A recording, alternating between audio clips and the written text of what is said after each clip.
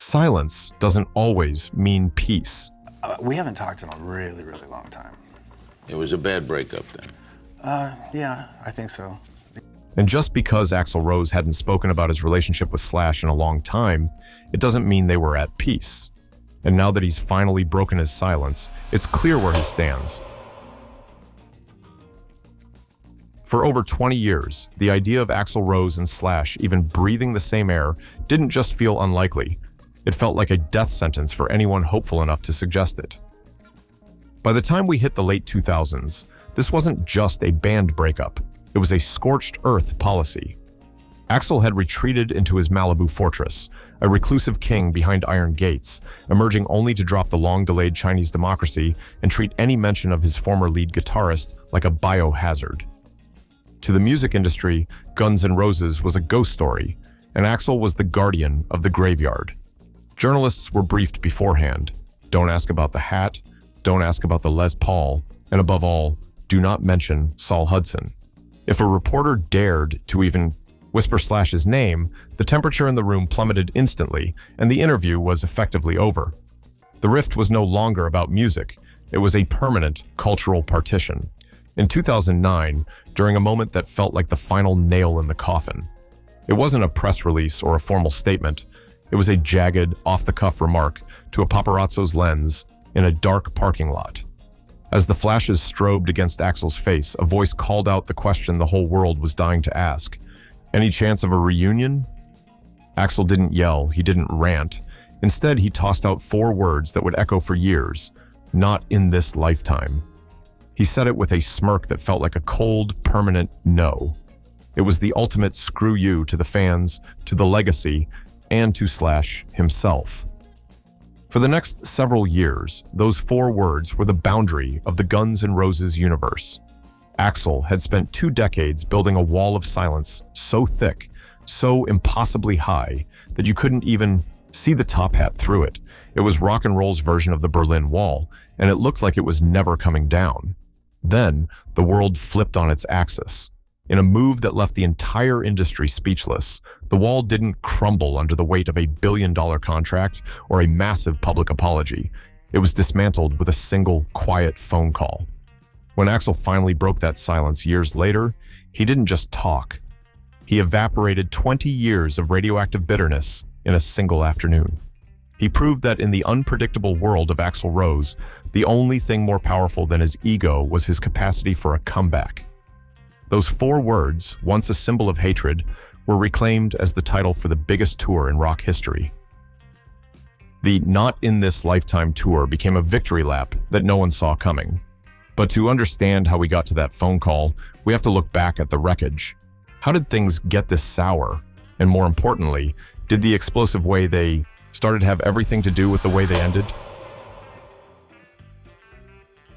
If you want to understand the radioactive bond between Axl Rose and Slash, you have to realize that they didn't just meet, they collided in the wreckage of the Sunset Strip.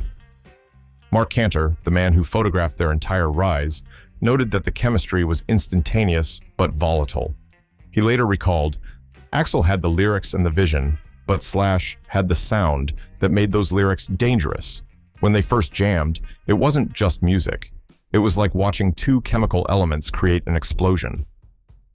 By 1984, Axl was already a human powder keg, shaking with so much pent-up energy during rehearsals that his own bandmates were actually scared of him. He was fronting Hollywood Rose with Izzy Stradlin, but the guitar slot was a revolving door until a frizzy-haired kid named Saul Hudson Slash walked in with Steven Adler. Izzy Stradlin famously described those early rehearsals as a high-wire act, saying, Axl was always looking for a guitarist who could push him to the edge without falling off. He found that in Slash. For Axl, Slash was the missing piece. He didn't just play notes. He played with a sweet and nasty passion. For Axl, Slash was the missing piece of the puzzle he didn't even know he was solving. He'd invited Slash over to jam at Izzy's place, and the second Slash plugged into a tiny practice amp, the room changed. Axl later recalled getting actual chills, nearly forgetting to breathe, because there was a certain way Slash played that made every song a million times better. He didn't just play notes, He played with a sweet and nasty passion that Axl hadn't seen in any other guitarist on the strip. But the classic lineup didn't just happen overnight. They had to burn through LA Guns and a few other disasters before they finally coalesced into the five-headed monster we know. The true baptism by fire was the 1985 Hell Tour. This wasn't some glam rock bus tour. It was a desperate 40-hour hitchhiking nightmare to Seattle. Their green Pontiac station wagon gave up the ghost on the I-5, leaving them stranded in the scorching heat. While most bands would have turned back and quit, Axl and the boys grabbed their guitars and started thumbing for rides. They ended up raiding farm fields for food and hitching a ride with a trucker so crazy they had to ditch him at a truck stop. They missed almost every gig on the schedule, arriving in Seattle with borrowed gear and empty pockets. But for Axl, that was the moment the band stopped being a project and became a gang. They returned to LA as a single, hardened unit ready to live in the Hell House, a rehearsal space where the plumbing was optional, but the riffs were mandatory. By 1987, that shared trauma turned into appetite for destruction. Axl wasn't just singing, he was screaming his way out of the Midwestern shadows, and Slash was providing the soundtrack to his war. Axl saw Slash as the ultimate foil, the dark, exotic enigma who could translate Axl's internal chaos into legendary solos. When the album finally hit #1, they weren't just stars. They were the absolute kings of the world. Axl looked at the success and saw a vision realized, but he also saw a brotherhood that had been forged in the literal dirt of the highway. Little did he know, the very intensity that brought them together was already starting to turn the dream into a ticking time bomb. A bomb that was going to go off sooner than anyone had anticipated. By 1991, Guns N' Roses wasn't a band anymore. It was a sovereign nation with a crumbling infrastructure. They had graduated from the gutters of the Strip to becoming a global corporation, and Axl Rose was the CEO who had stopped sleeping. As the Use Your Illusion tour kicked off, the stakes were higher than the ozone layer, but the foundation was rotting. From Axl's perspective, he was a man possessed, trying to hold a multi-million-dollar world together through sheer force of will. He wasn't just late for the sake of being a diva. In his mind, he was an artist waiting for the right energy to strike. However, the fuse had been lit years earlier by a secret resentment. Manager Doug Goldstein later revealed that Axl felt a profound sense of abandonment when Slash agreed to play with Michael Jackson. To Axl, who was dealing with his own past traumas, this wasn't a career move. It was a betrayal of their brotherhood. He began to view Slash not as his foil, but as a freelancer. While the world saw the biggest band on Earth at the height of their powers, the men on stage were already living in different zip codes of the soul. The setup was complete. The world's greatest rock machine was running on high-octane spite. The tension reached a fever pitch on July 17, 1993, in Buenos Aires. As the final notes of the tour faded, Axl and Slash walked off stage and into a 23-year silence. But the true scorched earth moment happened in 1994 during a recording session for Interview with the Vampire. It should have been a simple cover of Sympathy for the Devil, but it turned into a forensic crime scene. Without telling Slash, Axl brought in his childhood friend, Paul Huge Tobias, and had him record guitar parts directly over Slash's existing solos. When Slash heard the final cut, it wasn't just a creative disagreement, it was an execution. He famously described it as Axl erasing his DNA from the band. The air in the Guns N' Roses camp became radioactive. By October 1996, the pressure cooker exploded. Slash didn't call, he didn't even yell. He sent a fax to MTV, the 90s version of a cold, digital breakup text, announcing he was finished. The following decade was a blitzkrieg of headlines. In 2009, Axl finally snapped in an interview, calling Slash a cancer that was better off removed. He didn't just burn the bridge, he nuked the island the bridge was built on, famously swearing that one of them would die before they ever stood on the same stage again. For years, fans held their breath for a grand, cinematic explosion, a public fight or a dramatic reconciliation. But when the payoff finally came in 2012, it was the most anticlimactic moment in rock history. The band was set to be inducted into the Rock and Roll Hall of Fame, the ultimate hall pass for a reunion. The world waited at the edge of its seat, expecting Axl to either show up for a miracle or start a riot. Instead, the tension was released with the stroke of a pen. Axl sent a 1,000-word open letter, respectfully declining the induction. He didn't scream, he just stayed home. On the night of the ceremony, the anticlimax was deafening. There was Slash, Duff, and Steven Adler on stage in Cleveland, playing the hits to a room that felt half empty because the man with the microphone was a ghost in a Malibu mansion. There was no big fight, no final showdown, just an empty spot center stage and a letter that basically said, "Not interested." It wasn't the ending the fans wanted, but it was the one they got. The kings of the world, ending their reign not with a bang, but with a quiet, bitter no. This single action put the rock world on a trajectory that no one believed would ever be a reality.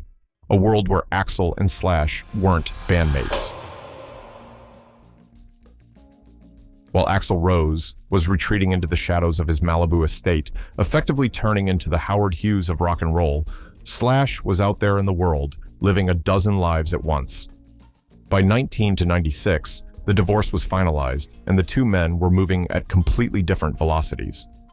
From Axl's perspective, the classic lineup hadn't just ended, it had betrayed him. He viewed the exodus of Slash, Duff, and the rest as a desertion, leaving him alone to navigate a treacherous sea of horrors just to keep the Guns N' Roses name alive. Inside the gates of his mansion, Axl was obsessed with the future. He didn't want to be a nostalgia act. He wanted to reinvent the wheel. He spent millions of dollars and a literal decade in a nocturnal cycle, working from 9 in the morning to 9 at night, trying to birth Chinese democracy. To Axl, this wasn't just an album. It was a spiritual quest for perfection. He was cycling through a revolving door of elite musicians and producers, from Buckethead to Brian May, even famously ordering his new lineup to re-record every single track from Appetite for Destruction just to see if they could reach his standard. While the media laughed at the delays and the spiraling costs, Axl was locked in a battle with his own mind, terrified that if he released something that wasn't a masterpiece, the ghosts of his past would win. Meanwhile, from Axl's insular point of view, Slash was out there capitalizing on the Guns N' Roses legacy. While Axl was holed up in the studio, Slash was everywhere. He resurrected Slash's Snake Pit, a project he'd originally started while still in the band, just to keep himself sane during Axl's legendary delays. Slash loved the low drama of playing clubs again, thriving on the raw energy that Axl had replaced with clinical perfectionism. But for Axl, watching Slash find mainstream success again with Velvet Revolver in 2004 was likely a bitter pill to swallow.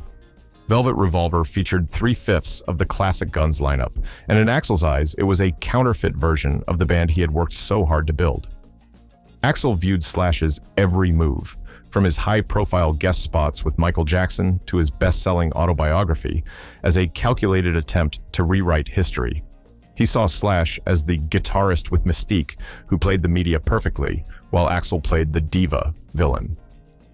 While Slash was winning Riff Lord awards and performing for millions at the Rock and Roll Hall of Fame, Axl was a ghost in Malibu, fueled by a siege complex and the belief that everyone from his former bandmates to the record label was trying to prevent his work from seeing the light of day.